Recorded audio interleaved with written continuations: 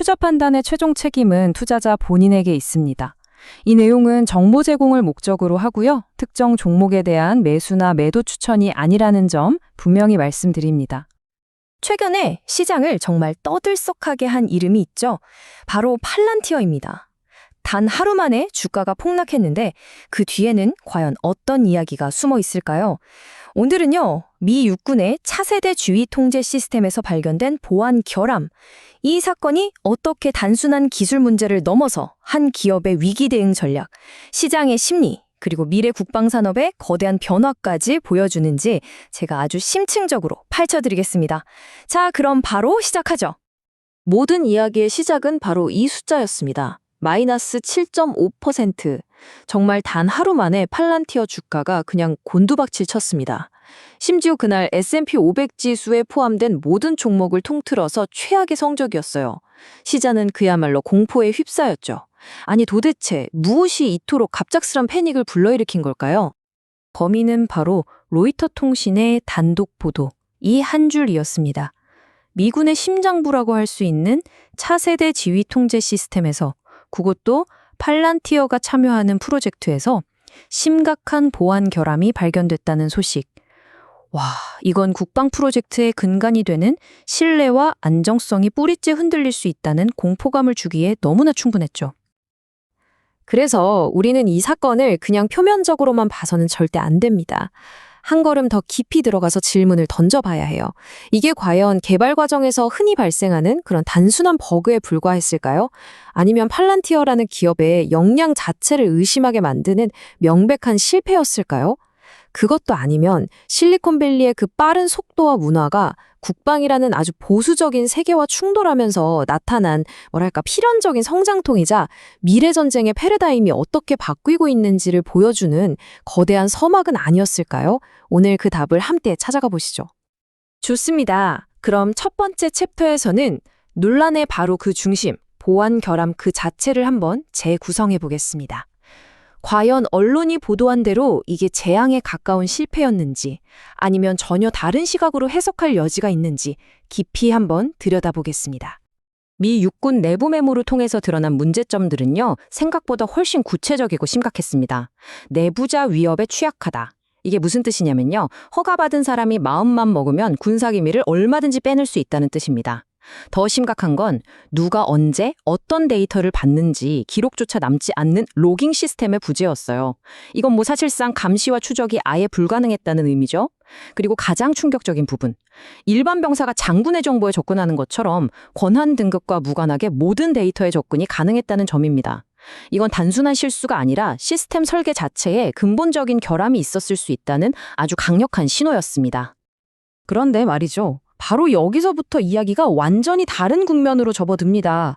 한쪽에서는 이 모든 걸 치명적인 실패라고 딱 규정하는데, 다른 한쪽, 그러니까 팔란티어와 미 육군은 오히려 성공적인 개발 과정이었다고 주장을 해요. 아니 어떻게 하나의 사건을 두고 이렇게 정반대 해석이 가능할까요? 그 열쇠는요, 소프트웨어를 바라보는 근본적인 철학의 차이에 있습니다. 바로 데브세콥스라는 개념 때문입니다. 이게 뭐냐면 과거의 재발 방식은 집을 일단 다 지은 다음에야 전기 배선 괜찮나? 수도가 문제 없나? 이렇게 확인하는 거랑 똑같았어요. 당연히 느리고 문제가 발견되면 고치기도 너무 어렵죠.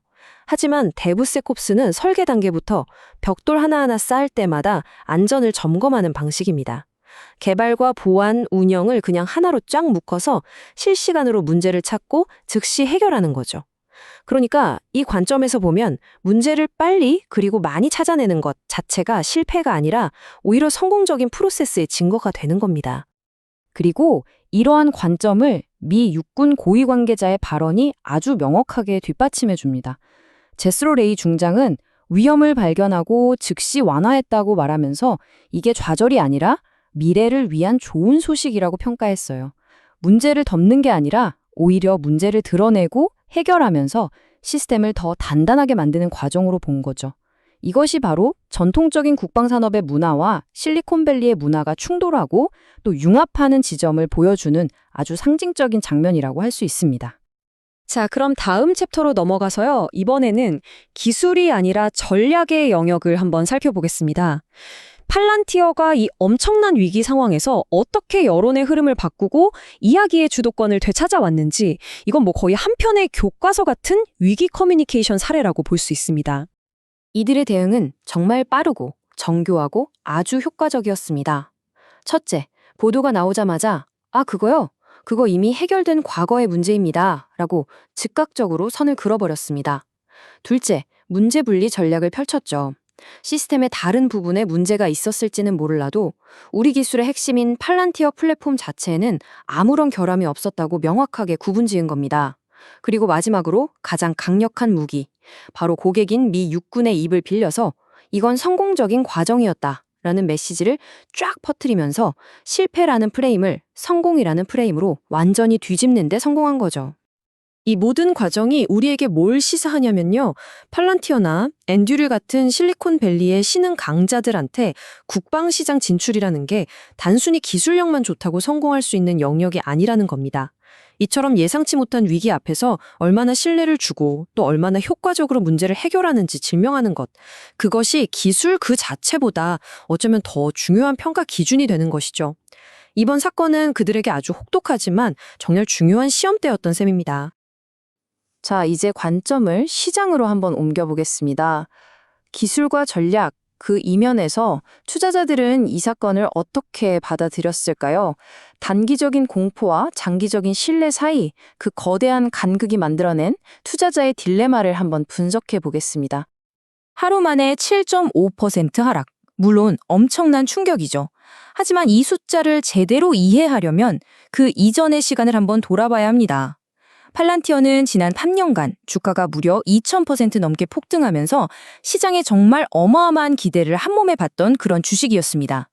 이렇게 높은 기대감이 가격에 녹아있는 주식은요, 아주 작은 악재에도 훨씬 더 크게 흔들릴 수밖에 없는 거죠.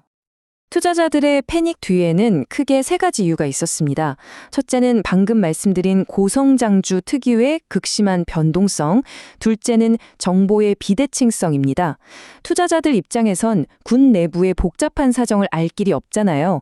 오직 자극적인 언론 보도에만 의존해야 했기 때문에 최악의 상황을 가정하고 투매에 나섰을 가능성이 아주 큽니다. 그리고 마지막으로 실리콘밸리의 빠른 속도 문화가 국방의 절대적인 안정성이라는 가치를 훼손하는 건 아닌가 하는 그런 근본적인 두려움이 시장을 덮쳤던 거죠. 하지만 이 시장의 모든 혼란 속에서 가장 중요한 목소리가 들려옵니다. 바로 고객, 미 육군 최고정보 책임자, 즉 CIO의 목소리죠. 그는 팔란티어가 단순히 하나의 소프트웨어를 공급하는 회사가 아니라 미 육군의 현재와 미래 AI 전략을 떠받치는 핵심 플랫폼이자 토대라고 그냥 못을 박아버렸습니다. 시장의 단기적인 우려를 한 번에 잠재울 수 있는 이보다 더 강력한 신뢰의 표현은 없었을 겁니다.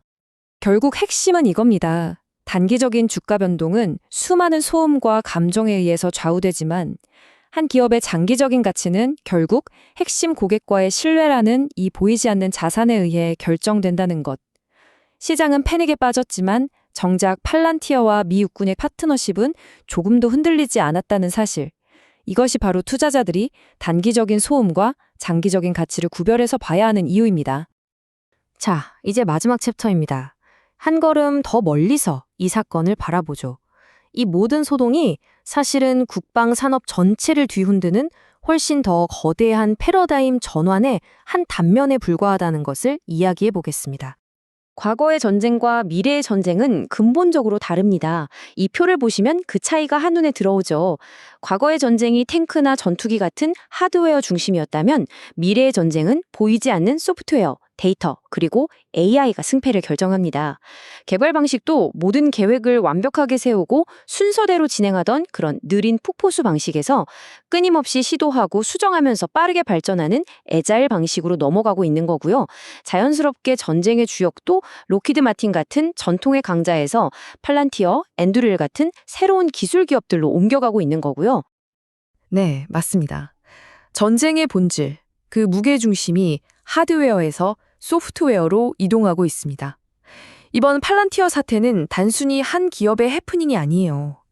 세계 최강의 군대인 미군조차도 이런 시대적 변화에 적응하기 위해서 민간의 최첨단 기술을 수혈하는 과정에서 겪는 필연적인 진통이자 복잡성을 아주 적나라하게 보여주는 사건인 겁니다. 자, 이제 모든 조각을 맞춰서 결론을 내릴 시간입니다.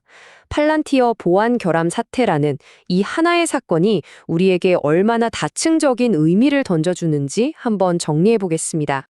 이 사건은 하나의 렌즈가 아니라 여러 개의 렌즈로 보아야 합니다. 기술적으로는 최첨단 개발 방법론이 실제 군사 시스템에 어떻게 적용되는지를 보여주는 생생한 사례였고요. 전략적으로는 위기 상황에서 여론을 어떻게 관리하고 주도권을 잡는지에 대한 완벽한 교본이었습니다. 재무적으로는 단기적인 시장의 공포와 기업의 본질적 가치를 구분해야 한다는 교훈을 줬고, 그리고 산업적으로는 국방 분야의 경쟁 지형이 완전히 바뀌고 있다는 강력한 신호탄이 되었습니다. 결국 이 모든 이야기는 하나의 질문으로 귀결됩니다. 모든 것이 소프트웨어로 움직이는 새로운 국방 시대. 우리는 과연 과거의 방식대로 완벽한 안정성을 추구해야 할까요? 아니면 약간의 위험을 감수하더라도 적보다 더 빠른 혁신의 속도를 선택해야 할까요? 속도와 안정성 사이의 이 딜레마, 이것이 앞으로 국방기술의 미래를 결정할 가장 중요한 화두가 될 겁니다. 여러분은 어떻게 생각하십니까? 항상 여러분의 성공적인 투자를 기원합니다. 이처럼 복잡한 기술과 시장의 변화를 계속해서 깊이 있게 파헤치고 싶으시다면 구독과 좋아요로 응원해 주십시오. 여러분의 지지가 더 나은 분석을 만드는 가장 큰 힘이 됩니다. 감사합니다.